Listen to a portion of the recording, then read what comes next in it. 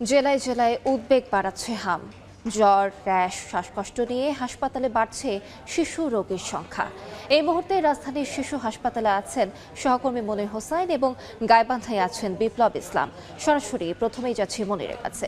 মনির, বিস্তারিত জানাবেন।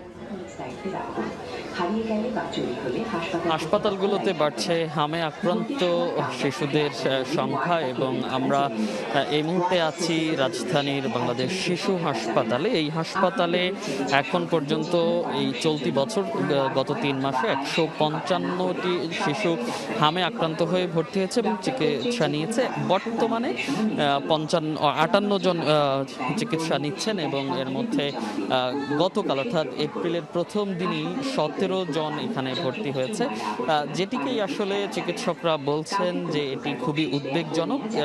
কারণ গত বছর কিংবা তার আগে এই 3 মাস আগে যে সংখ্যা ছিল হামে আক্রান্তের, এই সংখ্যা কয়েক গুণ বেড়েছে, যার কারণেই চিকিৎসকরা বলছেন এটি উদ্বেগজনক। এবং আমরা কিছুক্ষণ আগেই বাংলাদেশ শিশু হাসপাতালে পরিদর্শনে এসেছেন স্বাস্থ্যমন্ত্রী সর্দার মোহাম্মদ সাখাওয়াত হোসেন এবং তিনি এসে সেই হাম ওয়ার্ড পরিদর্শন করেছেন এবং সেই সঙ্গে ভেন্টিলেটর যাদের প্রয়োজন হচ্ছে কিংবা আইসিইউ যাদের প্রয়োজন হচ্ছে, যাদেরকে আইসিইউ সেবা দেওয়া যাচ্ছে না কিংবা ভেন্টিলেশন সমস্যার কারণে যাদেরকে ভেন্টিলেশন করা যাচ্ছে না, তাদেরকে প্রাথমিক ভেন্টিলেশন হিসেবে একটি প্রযুক্তি আইসিডিডিআরবি উদ্ভাবন করেছে, বাবল সি প্যাপ। সেই বাবল সি প্যাপের যেই প্রযুক্তিটি আছে, সেই প্রযুক্তিটির উদ্বোধন এবং প্রশিক্ষণ কার্যক্রমের উদ্বোধন করেছেন স্বাস্থ্যমন্ত্রী এবং যেটি বলেছেন যে এই বাবল সি প্যাপ যদি ব্যবহার বাড়ানো যায় তাহলে যে ভেন্টিলেশনের উপর আমরা নির্ভরশীল, সেই ভেন্টিলেটরের প্রয়োজনীয়তা একটু কমে আসবে। তো এই ছিল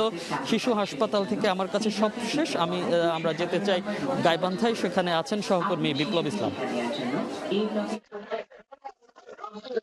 সারা দেশের মতো কিন্তু গাইবান্ধাও হাম রোগীর উপসর্গ নিয়ে কিন্তু ভর্তি হচ্ছেন। এ পর্যন্ত গাইবান্ধা জেনারেল হাসপাতাল সূত্রে আমরা যেটি জানতে পেরেছি যে গত 1 সপ্তাহের ব্যবধানে কিন্তু 9 জন হাম উপসর্গ নিয়ে তারা চিকিৎসা নিয়েছেন। আজকেও কিন্তু আমরা দেখছি যে 2 জন শিশু কিন্তু ভর্তি রয়েছে, যাদের বয়স কিন্তু 7 বছরের নিচে। গাইবান্ধা জেনারেল হাসপাতালের এই 9 জন রোগীর পাশাপাশি কিন্তু আমি জেলা সিভিল সার্জনের সঙ্গে কথা বলেছিলাম।